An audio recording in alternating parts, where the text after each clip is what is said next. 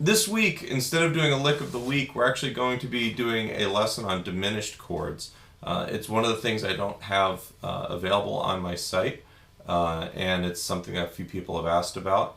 And I've got like a few applications we're going to do in the coming weeks. So that's pretty much the deal. Let's get started. All right, so a diminished chord is kind of an interesting deal because unlike other chords, it's what we call a symmetrical chord. Every note is equal distance from every other note in the chord. In this case, every note is going to be a minor third. The distance where we've got, basically it's 3 half steps. So if we're going from C, we're going to go 1, 2, 3 up to E flat. All right, and then the next note would be up 3 to G flat, and the next would be up to A, and then the next one would be back to the C.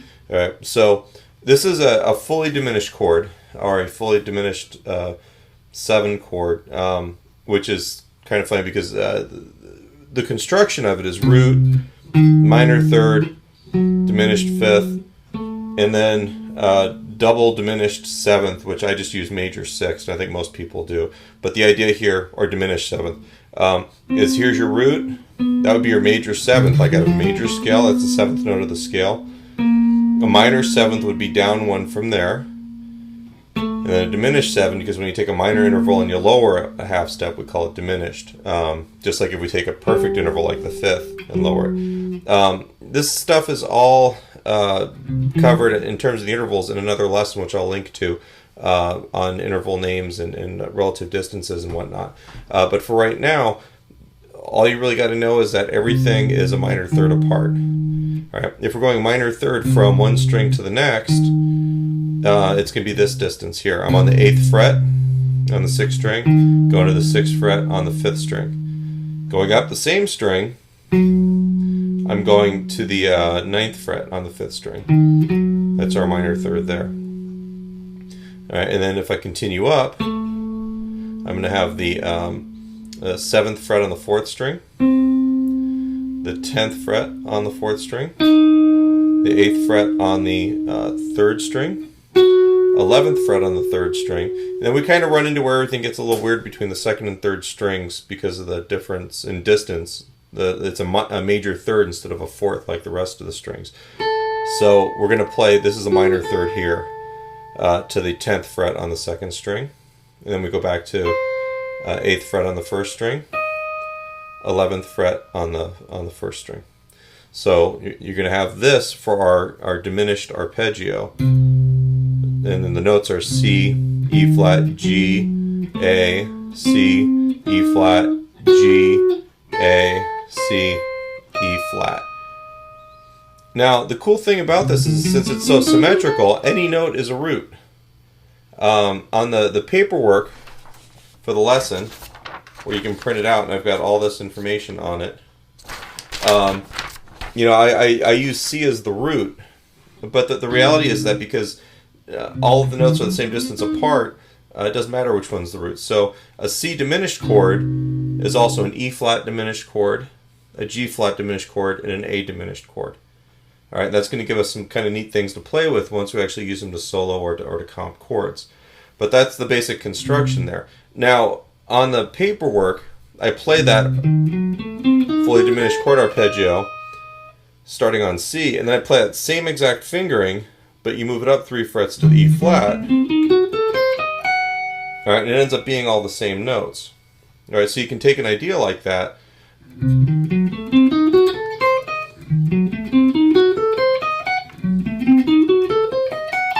All right, or you've probably heard this a million times with the chord,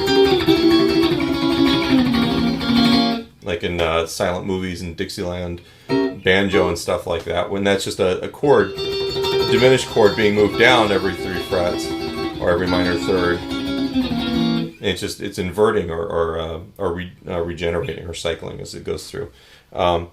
So that's the deal with that. The scale pattern is on the music. I'm going to give you a couple chord voicings to work with as well.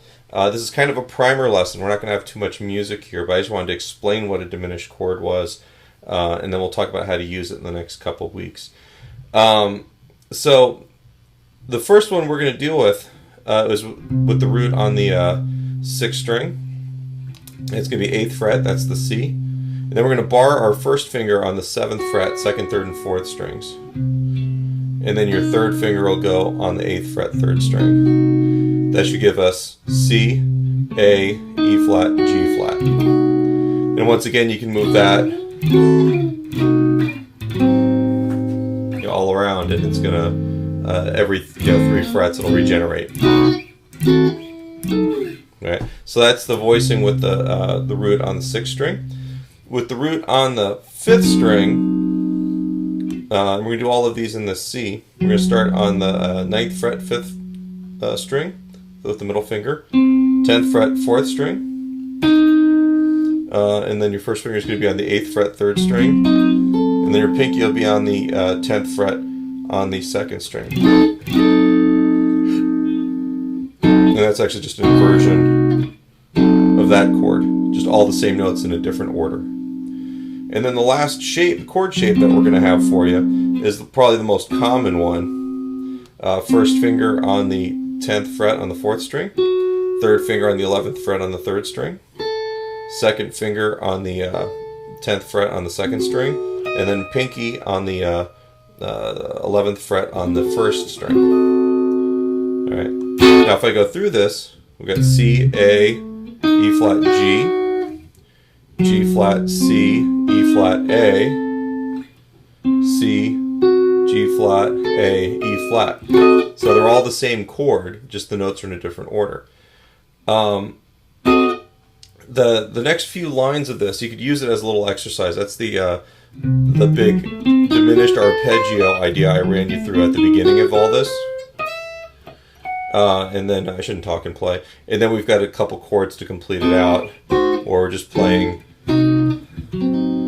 through that, just to give you a chance to get these under your fingers. Next week, we're going to take a look at how to use a diminished chord in a blues. And then the week after that, we're going to be doing some kind of neoclassical rock, like Yngwie Malmsteen or Ritchie Blackmore. And we'll end up using some of these licks in that context to give you a couple different ways of using it.